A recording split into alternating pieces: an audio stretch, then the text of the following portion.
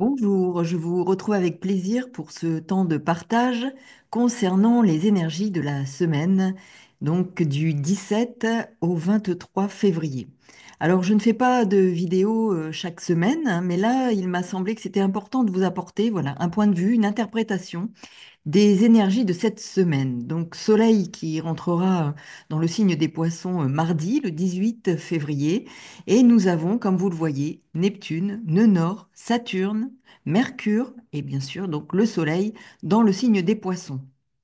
Alors, un des deux maîtres donc des Poissons, bien Neptune est en domicile et l'autre, Jupiter, est en Gémeaux. Et vous savez qu'il a repris, hein, que la planète Jupiter a repris sa marche directe dans ce signe-là. Les deux signes sont au carré de l'un de l'autre et ils vont devoir travailler ensemble.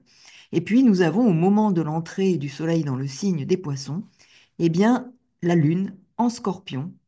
Et nous avons bien sûr toujours Mars en Cancer, Mars ici en marche rétrograde encore pour quelque temps. Alors nous avons ici beaucoup de planètes en signe d'eau, donc vraiment quelque chose d'important à signaler. Et nous avons toujours, bien sûr, et là pour un moment, Pluton dans le signe des Verseaux. Mais Pluton, si j'en parle là en particulier, c'est qu'il est un des deux maîtres du Scorpion où se trouve la Lune au moment de l'entrée du Soleil en Poisson. Alors, que nous disent ces énergies, que nous propose le ciel pour cette semaine, donc du 17 au 23 février? Alors, ici, nous avons en effet cette semaine, une semaine charnière. Alors, si je dis une semaine charnière, c'est comme vous le savez, ces moments où l'on ressent comme une onde qui nous traverse, qu'une vibration nous parcourt, qu'une porte est sur le point de s'ouvrir, mais que nous ne sommes pas encore tout à fait prêts à l'ouvrir ou à franchir le pas, parce que quelque chose n'est pas encore tout à fait terminé. Alors Neptune, Jupiter, hein, les deux maîtres du Poisson, comme je vous le disais, sont voilà ici dans deux signes au carré de l'un de l'autre. Et puis nous avons la Lune, donc au moment de l'entrée du Soleil en Poisson, se trouve en Scorpion. L'on pourrait ici dire qu'il faut aller quelque part à l'essentiel, c'est-à-dire que nous sommes en quelque sorte à l'interface, sur le bord du plongeoir. Les énergies de cette semaine peuvent faire ressurgir des blessures émotionnelles intenses. Les signes d'eau sont à l'honneur, hein, comme vous le voyez, hein. Donc cette présence hein, importante, hein, Soleil, Mercure, Saturne, nœud nord, Neptune en Poisson, la Lune au moment de l'entrée du Soleil en Poisson qui se situe en Scorpion, Mars, autre planète du Scorpion qui se trouve dans ce signe d'eau qui est le Cancer. Donc vous voyez combien les émotions, les blessures émotionnelles peuvent ressurgir en particulier. Il peut être question de mémoire du passé, de mémoires qui ressurgissent, qui vont être mises au travail. Il peut y avoir des conflits, des tensions au sein des familles ou de ce qui fait famille, au sein du couple, ce qui fait clan. Ce sont alors de vieux schémas émotionnels qui vont poursuivre, je dirais, le travail d'intégration. Je dis bien intégration parce que Saturne nous propose à la fois un tri, mais plus qu'un tri. Ici, il fait son troisième passage après avoir effectué sa boucle de rétrogradation en marche directe et pour la troisième fois sur ces degrés. Il nous appartient non pas de couper, mais d'intégrer ce qui n'avait pas été digéré. Nous sommes dans l'axe poisson-vierge. Avec ces trois signes d'eau, poisson, cancer, scorpion, il va s'agir de laisser affleurer, je dirais, ce qui n'a pas encore été suffisamment nettoyé, en lien avec des mémoires émotionnelles de vieilles histoires qui empêchent d'avancer, qui empêchent de se projeter, qui font stagner. Ce sont de vieux schémas, des croyances, des formes pensées qui devront être abandonnées. Alors ce travail ne se fait pas du jour au lendemain, mais ce sera potentiellement une étape importante pour ce travail qui est indispensable afin d'avancer, surtout dans les semaines et les mois à venir, voire davantage.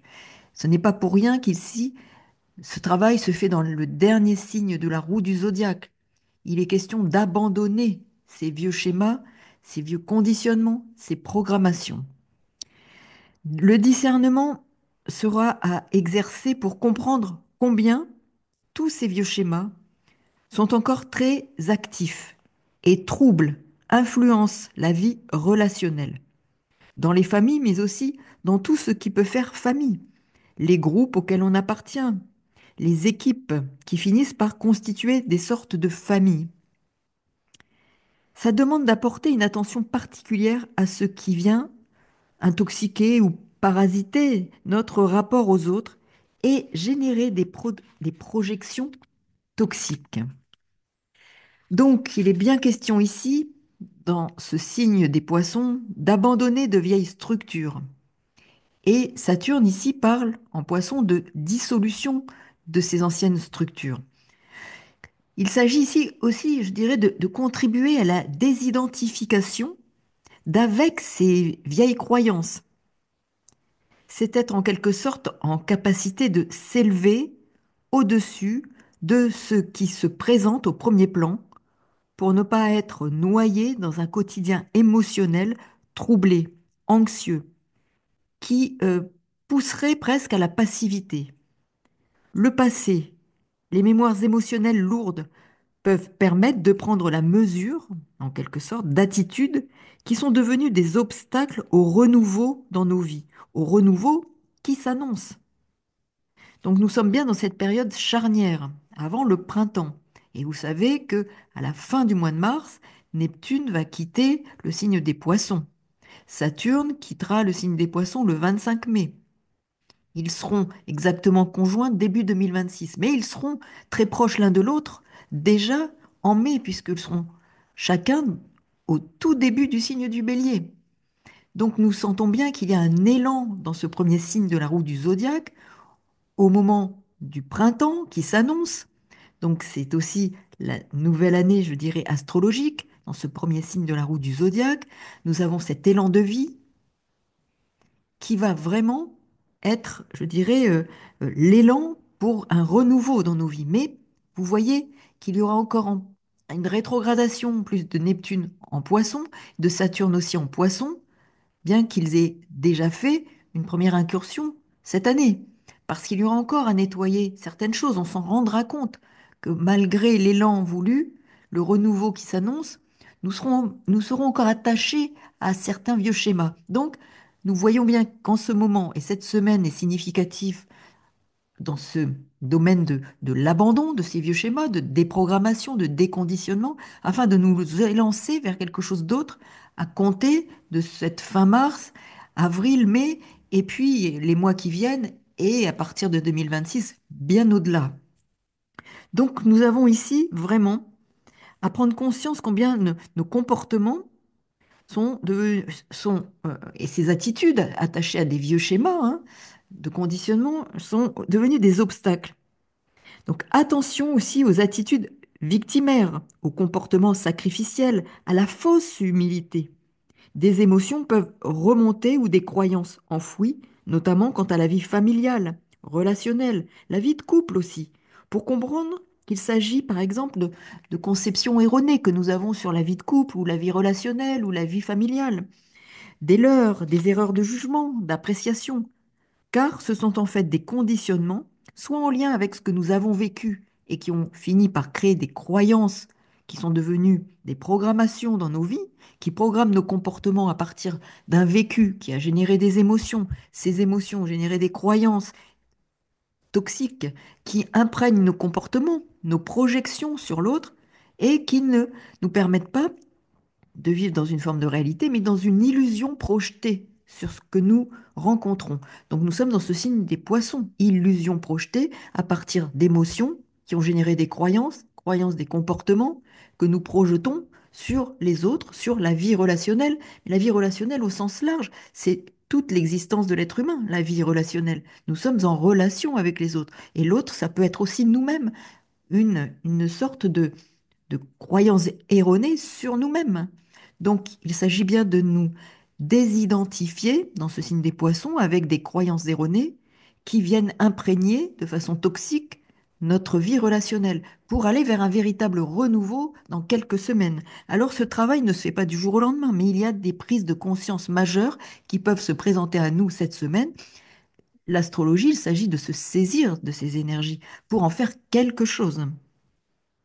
Donc, cette semaine présente, je dirais, une forme d'énergie de détachement, d'abandon. Et n'oublions pas que ces émotions, ces croyances peuvent être en lien avec ce que nous avons vécu, certes, mais aussi potentiellement avec du transgénérationnel qui est inscrit en nous, dans nos mémoires cellulaires.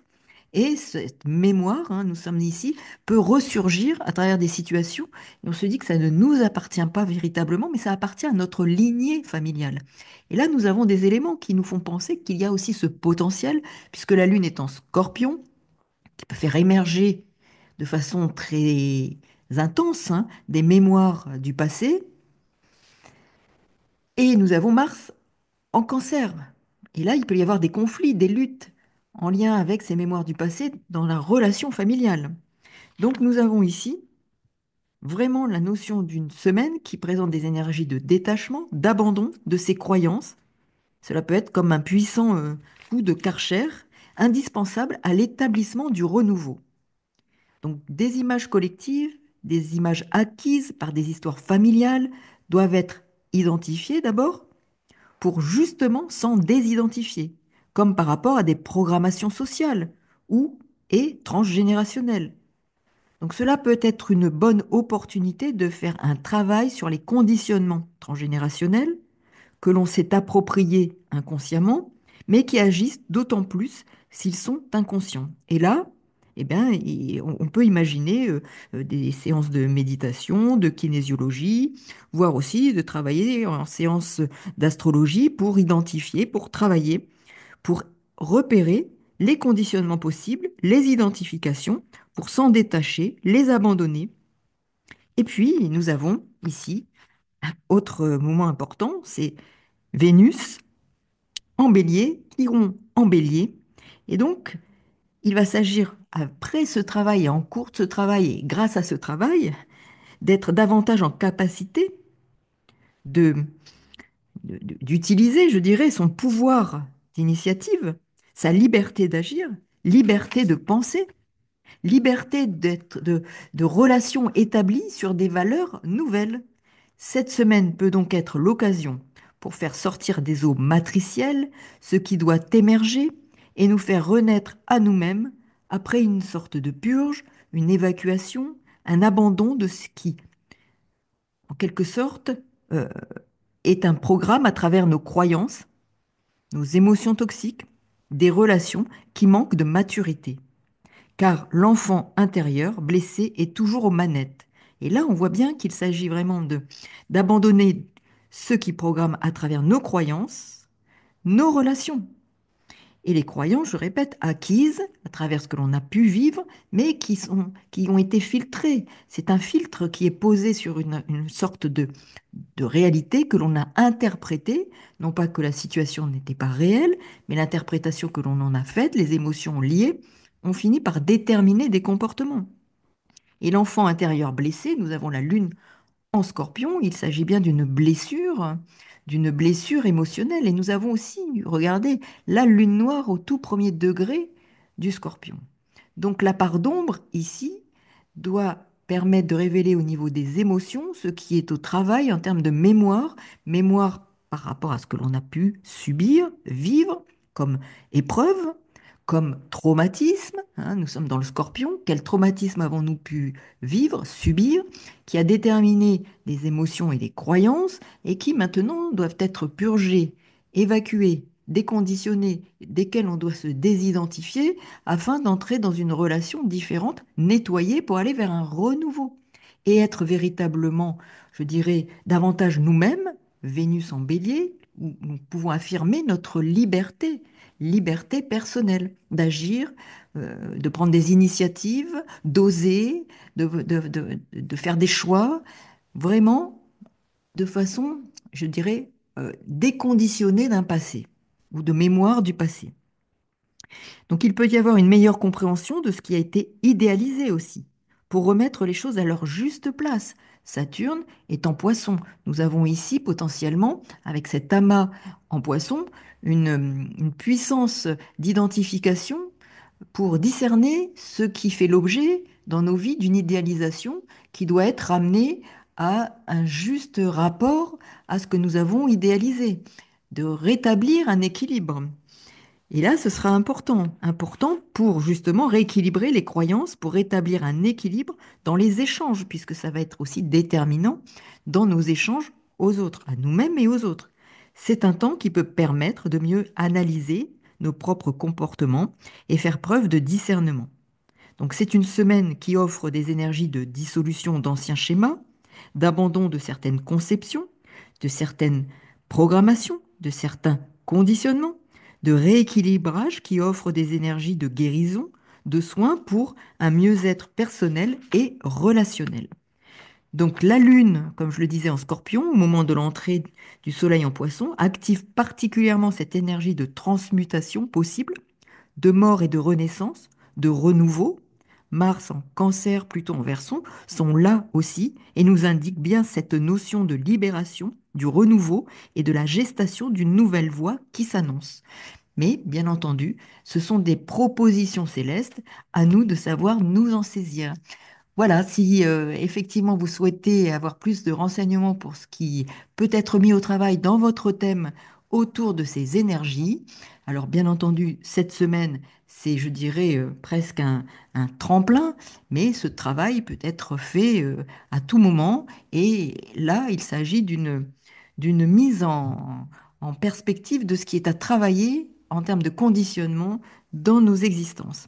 Voilà, donc je vous souhaite une belle semaine. À très bientôt et merci pour tous vos messages.